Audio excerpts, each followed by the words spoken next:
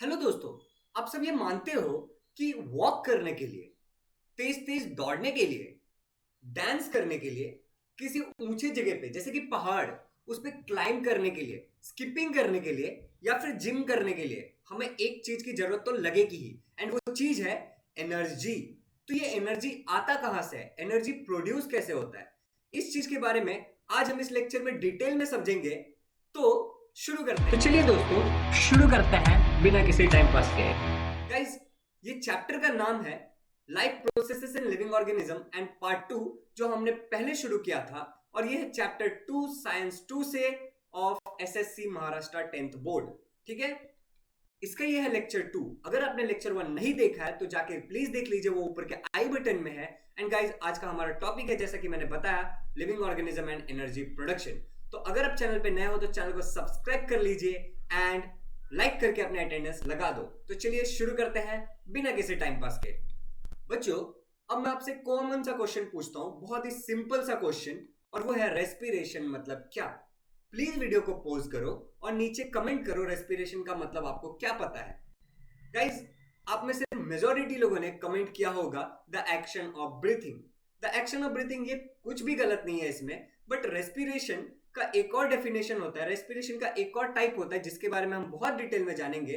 तो respiration can be of two type. पहला, body level respiration, जिसे आप कहते हो द एक्शन ऑफ ब्रीथिंग।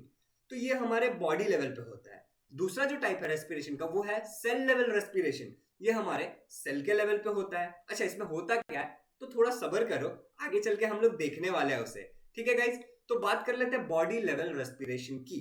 तो बॉडी लेवल रेस्पिरेशन में आस पास के सराउंडिंग से हम ऑक्सीजन को इनहेल करते हैं। क्या करते हैं, हम आसपास के सराउंडिंग से ऑक्सीजन को इनहेल करते हैं। एंड हमारे बॉडी के अंदर जब ऑक्सीजन जाता है तो हमारे लंग्स के थ्रू होते हुए, रेस्पिरेटरी सिस्टम के थ्रू होते हुए हमारे ब्लड में चला जाता है, और ब्लड में वो डिसॉल्व हो जाता है, पूरे बॉडी के पार्ट्स तक पहुंच जाता है। अब जो डीऑक्सीजनेटेड ब्लड है उसमें से कार्बन डाइऑक्साइड फिर से एक्सचेंज होता है रेस्पिरेटरी सिस्टम के द्वारा, और हम उसे एक्सेल कर देते हैं। इसे ही कहते हैं बॉडी लेवल रेस्पिरेशन, या फिर इसको एक्सटर्नल रेस्पिरेशन कहते हैं, या फिर एक्शन ऑफ ब्रीथिंग कहते हैं। मगर एक सवाल उठता है यहाँ पे कि ऑक्सीजन गया और कार्बन डाइऑक्साइड आया, ये बदलाव क्यों हुआ सर? ऑक्सीजन का कार्बन डाइऑक्साइड कैसे हुआ? इसी चीज को समझेंगे, लेकिन उससे पहले चलो हम देख लेते हैं अबाउट रेस्पिरेटरी सिस्टम, कि रेस्पिरेटरी सिस्टम के पार्ट्स कौन से हैं। तो रेस्पिरेटरी सिस्टम का जो सबसे पहला पार्ट है वो है हमारा नेसल कैविटी। दूसरे की अगर बात करें हम, तो उसके नीचे आता है ओरल कैविटी, उसके नीचे आता है गाइस लैंड्रियक्स, फिर ट्रैकिया। आप देख पा रहे हो अगर डायग्राम में, बड़े सिंपल तरीके से मैं आपको बता रहा हूं, और ये डायग्राम आपके टेक्स्ट बुक में भी है और ये एग्जाम में भी पूछा जा सकता है। गाइस, नीचे आपके दो लंग्स होते हैं जो कि आपके रिब केज के अंदर होते हैं, प्रोटेक्टेड, जिसमें हमने यहाँ पे राइट लंग्स को दिखाया है। ठीक है, उसके नीचे, लंग्स के नीचे सपोर्ट देने के लिए, जब आप सांस लेते हो, देखो आपका पेट बाहर आता है, जब सांस छोड़ते हो तो पेट अंदर चला जाता है। एक होता है डायफ्राम जो आपको मदद करता है कॉन्ट्रैक्शन एंड रिलैक्सेशन में, और वो लंग्स को थोड़ा सपोर्ट भी देता है। गाइस, उसके अलावा जब आपका रेस्पिरेटरी सिस्टम ऊपर से आता है यहां से, तो वो दो पार्ट में डिवाइड होता है, उसको कहते हैं ब्रोंचिलस। ठीक है, तो यहां पे हमने दिखाया लेफ्ट मेन ब्रोंचस। लंग्स के अंदर की अगर मैं बात करूं, किसके अंदर की, लंग्स के अंदर की अगर मैं बात करूं, तो लंग्स के अंदर बलून जैसे कुछ पार्ट होते हैं जिसे हम कहते हैं एल्वियोली, और यही वो पार्ट है जो एक्सचेंज ऑफ गैसेस में मदद करता है। तो यहां तक आपको रेस्पिरेटरी सिस्टम अच्छे से समझ में आ गया होगा। अब हम बात करते हैं सेल लेवल रेस्पिरेशन की। अब तक हमने क्या क्या बात किया, हमने देखा रेस्पिरेशन, रेस्पिरेशन के दो टाइप्स, जिसमें हमने समझा बॉडी लेवल रेस्पिरेशन को, और अब हमें देखना है सेल लेवल रेस्पिरेशन। अगर मैं डेफिनेशन की बात करूं तो डेफिनेशन तो बड़ा सिंपल है, और वो क्या है, फूड स्टफ्स आर ऑक्सीडाइज्ड। मैं क्या कह रहा हूं, जो फूड आप लोगे वो ऑक्सीडाइज होगा, आइदर विथ और विदाउट ऑक्सीजन। मतलब या तो ऑक्सीडाइज होने में ऑक्सीजन उनकी हेल्प करेगा, या तो ऑक्सीजन हेल्प नहीं करेगा। तो अब यहां पे पॉइंट देखो ना, विथ ऑक्सीजन, विदाउट ऑक्सीजन, मतलब कि सेल लेवल रेस्पिरेशन में दो चीजें हो सकती है, एक तो ऑक्सीजन के साथ हो सकता है या फिर बिना ऑक्सीजन के हो सकता है। तो अगर हम सेल लेवल की बात करें और अगर हम बोले विथ ऑक्सीजन, तो उसे हम कहते हैं एरोबिक रेस्पिरेशन, जिसमें ऑक्सीजन इन्वॉल्व है। अच्छा, एरोबिक ये वर्ड आपने पहले कहीं सुना है? आप कहते हो ना कि एरोबिक करने से हमारा हार्ट अच्छा रहता है, हार्ट के लिए अच्छा है, हमारे हार्ट के लिए अच्छा है। एंड उसके अलावा आप कहोगे कि एरोबिक एक्सरसाइज करते रहना चाहिए, फिट रहते हैं। तो एरोबिक एक्सरसाइज वो होते हैं जिसमें ज्यादा ऑक्सीजन, हमारा जो ये हार्ट है ना, हार्ट वो पंप ज्यादा करता है ब्लड को, राइट? क्यों? क्योंकि ज्यादा ऑक्सीजन, आपका जो ऑक्सीजन लेने की जो आपकी ब्रीथिंग रेट है वो बढ़ जाती है। आप दौड़ो, तेज तेज दौड़ो, क्या होगा? आपकी ब्रीथिंग रेट बढ़ जाएगी। तो वो एक एरोबिक एक्सरसाइज है, विच मीन्स कि उसमें ऑक्सीजन इन्वॉल्व है। तो ये समझा। अच्छा, दूसरा वाला होता है विदाउट ऑक्सीजन। तो विदाउट ऑक्सीजन वाला जो होगा उसे हम कहेंगे एनएरोबिक, मतलब कि इसमें ऑक्सीजन इन्वॉल्व नहीं है सेल लेवल पे। मतलब जब ऑक्सीजन का प्रेजेंस नहीं होगा, ऑक्सीजन कम होगा या फिर ऑक्सीजन बिल्कुल नहीं होगा, तब ये वाला रेस्पिरेशन सेल लेवल पे होता है। अच्छा, ये कहाँ होता है वो हम अगले वीडियो में देखेंगे, बट इस वीडियो में हमें एरोबिक रेस्पिरेशन के बारे में बड़े डिटेल में सीखना है। एनारोबिक रेस्पिरेशन नेक्स्ट वीडियो के लिए छोड़ देते हैं। चलिए फिर आगे बढ़ते हैं। हम जो खाना खाते हैं तो उसमें सबसे ज्यादा जो होता है वो है कार्बोहाइड्रेट। सबसे ज्यादा मात्रा में कार्बोहाइड्रेट प्रेजेंट होता है। अच्छा, कार्बोहाइड्रेट डाइजेस्ट होने के बाद हमारे बॉडी में क्या देता है? अच्छा, यह मैंने लेक्चर 1 में सिखाया था, याद है आपको? अच्छा, अगर आपने नहीं देखा है तो प्लीज ऊपर के आई बटन में जाकर के देख लीजिए। गाइस, कार्बोहाइड्रेट ब्रेक डाउन होने के बाद हमें देता है ग्लूकोज। कार्बोहाइड्रेट क्या देता है हमें ब्रेक डाउन होने के बाद? ग्लूकोज। और ये जो ग्लूकोज है ये हमें देती है एटीपी। अब एटीपी क्या है? एटीपी है डायरेक्ट फॉर्म ऑफ एनर्जी, ठीक है? इसे एनर्जी रिच मॉलिक्यूल भी कहते हैं और ये एक डायरेक्ट फॉर्म ऑफ एनर्जी है। एटीपी का फुल फॉर्म वहां पे लिखा है ना, एडेनोसाइन ट्राइफॉस्फेट। तो आई होप कि ये समझ में आ गया होगा कि हम कार्बोहाइड्रेट जो है वो लेते हैं, कार्बोहाइड्रेट से ग्लूकोज मिलता है और ग्लूकोज से मिलता है एटीपी। एटीपी क्या है? एनर्जी रिच मॉलिक्यूल और एक डायरेक्ट एनर्जी। एटीपी से हमें डायरेक्टली एनर्जी मिल जाता है। तो अब एरोबिक रेस्पिरेशन को समझते हैं, जिसमें क्या होगा, ग्लूकोज जो हमें मिला है कार्बोहाइड्रेट से, उसका क्या होने वाला है? उसका ऑक्सीडेशन होगा with the help of oxygen, ठीक है?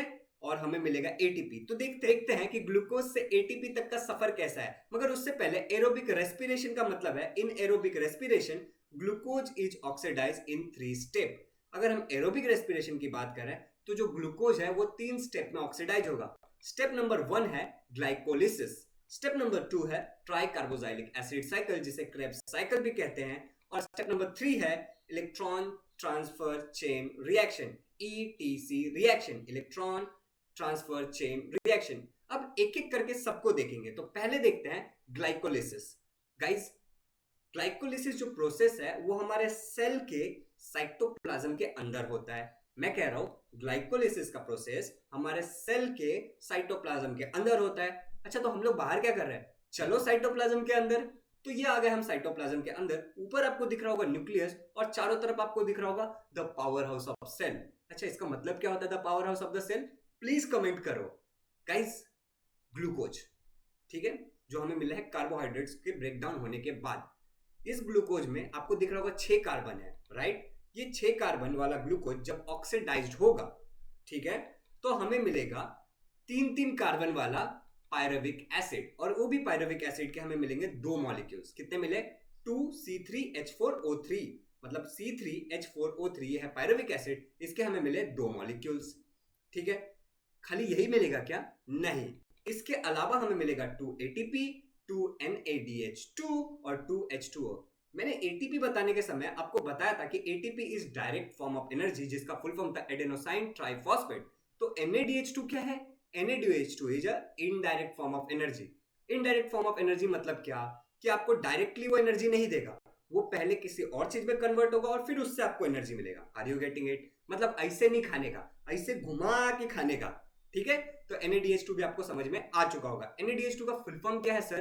तो NADH2 का फुल फॉर्म है nicotinamide adenine dinucleotide. Are you getting it? Nicotinamide adenine dinucleotide. Okay, अब ये जो पायरुविक एसिड हमें मिला है, 2 मॉलिक्यूल्स ऑफ पायरुविक एसिड, वो आगे जाके कन्वर्ट होने वाला है इन एसिटिल को ए।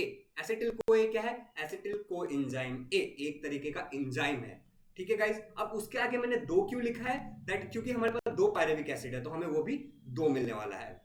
एसिटिल को एंजाइम ए के साथ हमें मिलने वाला है 2NADH2, जो कि इनडायरेक्ट फॉर्म ऑफ एनर्जी है, और हमें मिलेगा बाय प्रोडक्ट में 2CO2 कार्बन डाइऑक्साइड। अब ये जो एसिटिल कोएंजाइम ये है वो जाएगा माइटोकॉन्ड्रिया के अंदर। तो माइटोकॉन्ड्रिया के अंदर जाने से पहले हम देखते हैं कि जो अगला स्टेप है वो कौन सा है। तो अगला स्टेप है जो कि माइटोकॉन्ड्रिया के अंदर होगा जब एसिटिल कोएंजाइम ए जाएगा, वो है ट्राई कार्बोजाइलिक एसिड साइकिल और क्रेब्स साइकिल। तो अब एक सवाल उठता है कि इसको क्रेब्स साइकिल क्यों बुलाते हैं, और दूसरा सवाल उठता है कि सर इसको ट्राई कार्बोजाइलिक एसिड साइकिल क्यों बुलाते हैं।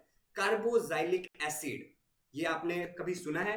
अगर आपने कार्बन कंपाउंड्स वाला चैप्टर देखा होगा जो मैंने इस चैप्टर से पहले अपलोड किया है, तो आपको कार्बोजाइलिक एसिड पता होगा। ठीक है गाइस, तो देखते हैं कि पहले तो समझ लेते हैं इसको क्रेब्स साइकिल क्यों बुलाते हैं। क्रेब्स साइकिल इसको इसलिए बुलाते हैं क्योंकि इसे सर हेंस क्रेब ने डिस्कवर किया था। ठीक है, सिंपल, सर हेंस क्रेब ने डिस्कवर किया था, जिसके लिए उनको मतलब क्या बोलते हैं, वो देते हैं ना साइंटिस्ट लोगों के नाम, जिसने जो डिस्कवर किया उसके नाम पे दे देते हैं। ठीक है, उनको इज्जत देने के लिए, या फिर उनके नाम पे कर देते हैं, जो भी रीजन है। ठीक है गाइस, आगे बढ़ते हैं और समझते हैं कि एसिटिल कोएंजाइम ए है हमारे पास, कहां से आया था? वो ग्लाइकोलाइसिस वाले प्रोसेस से मिला था acetyl coenzyme A. Acetyl coenzyme A जाएगा माइटोकॉन्ड्रिया के अंदर। कहां जाएगा? माइटोकॉन्ड्रिया के अंदर। ये हमने ग्लाइकोलाइसिस के प्रोसेस में यहां तक देखा था। अब यहां पे एक साइक्लिक चेन ऑफ रिएक्शन शुरू होगा। देखो क्या शुरू हुआ? साइक्लिक चेन ऑफ रिएक्शन, इसी को हम कहते हैं क्रेब्स साइकिल। अच्छा, ये साइक्लिक चेन ऑफ रिएक्शन में क्या एक ही ऐसा गोल घूमने वाला है? नहीं, बहुत सारे प्रोडक्ट बाय प्रोडक्ट ये बनते जाते हैं इसमें। ठीक है, इसमें बहुत सारे प्रोडक्ट्स एंड बाय प्रोडक्ट्स बनते जाते हैं, और इसका जो पहला प्रोडक्ट होता है, ठीक है, ये चेन में जो सबसे पहले मिलता है वो होता है सिट्रिक एसिड। अब सिट्रिक एसिड एक कंपाउंड है जिसमें 3 कार्बोजाइलिक एसिड प्रेजेंट है। जो कार्बोजाइलिक एसिड एक फंक्शनल ग्रुप है, उसके अंदर 3 है, इसीलिए इसको ट्राई कार्बोजाइलिक एसिड साइकिल भी कहते हैं। आई होप कि आपको ये भी समझ में आ गया होगा गाइस। अब ये इसके अंदर ये जो प्रोसेस हो रहा है, इसमें जो एसिटिल पार्ट है, एसिटिल कोएंजाइम ए का जो एसिटिल पार्ट है वो कंप्लीटली ऑक्सीडाइज होगा और COA को छोड़ देते हैं। ठीक है, एसिटिल पार्ट जो है एसिटिल कोएंजाइम ए का, वो कंप्लीटली ऑक्सीडाइज होने वाला है। अच्छा, जब ये कंप्लीटली ऑक्सीडाइज होगा तो कुछ बाय प्रोडक्ट भी मिलेगा हमें इस रिएक्शन में। तो देखते हैं बाय प्रोडक्ट क्या मिलेगा। अगर बाय प्रोडक्ट की बात करूं तो पहला बाय प्रोडक्ट हमें जो मिलने वाला है वो है CO2। क्या मिलेगा हमें? Carbon dioxide. दूसरा हमें बाय प्रोडक्ट मिलेगा H2O, वाटर। और हमें कुछ एनर्जी भी मिल सकता है, ATP या फिर FADH2, NADH2। तो देखते हैं यहां पे हमें मिलेगा इनडायरेक्ट फॉर्म ऑफ एनर्जी जो कि है NADH2। NADH2 आपको पता है ना। और इसके अलावा हमें मिलेगा FADH2। FADH2 भी एक इनडायरेक्ट फॉर्म ऑफ एनर्जी है जैसे कि NADH2, और इसका फुल फॉर्म है फैल्विन एडेनाइन डाइन्यूक्लियोटाइड।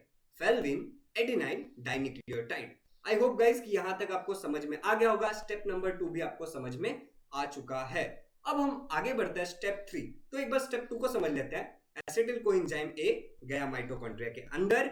माइटोकॉन्ड्रिया के अंदर एक साइक्लिक रिएक्शन शुरू हुआ जिसे क्रेब्स साइकिल कहते हैं, और उसका पहला वो छोड़ दो, उससे एक साइक्लिक रिएक्शन शुरू हुआ, और वो साइक्लिक रिएक्शन में क्या हमें मिला? एसिटिल पार्ट कंप्लीटली ऑक्सीडाइज हुआ, और ये सारे जो यहाँ पे दिख रहे हैं वो हमें बाय प्रोडक्ट्स और indirect direct form of energy जो भी है वो मिले।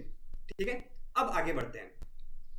इलेक्ट्रॉन ट्रांसफर चेन रिएक्शन, ये भी पूरा का पूरा माइटोकॉन्ड्रिया के अंदर होता है। अच्छा, हम बात किसकी कर रहे थे? एनर्जी प्रोडक्शन की। मुद्दा तो हमारा एनर्जी प्रोडक्शन है।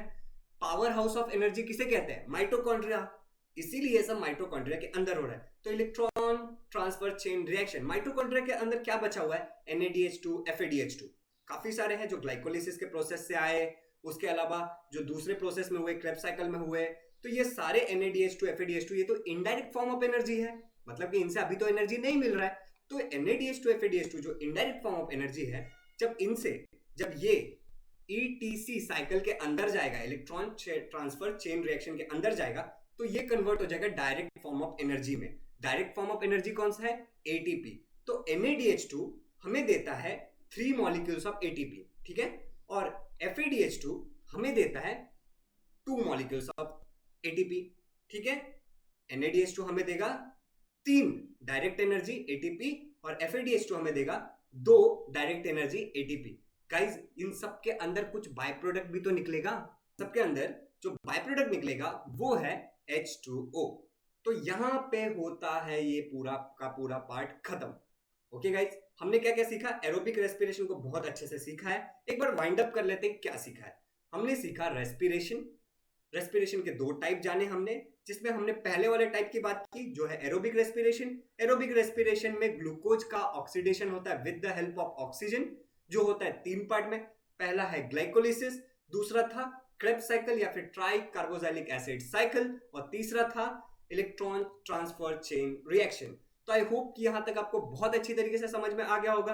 अगर आप चैनल पे नए हो तो प्लीज चैनल को सब्सक्राइब कर दो, बेल आइकन को दबा देना कि अगले वीडियो का नोटिफिकेशन आपको सबसे पहले मिल जाए। एंड हाँ, वीडियो को लाइक करो और अपने दोस्तों के साथ शेयर करो। मैं मिलता हूं आपसे अगले लेक्चर में। Till that, bye bye.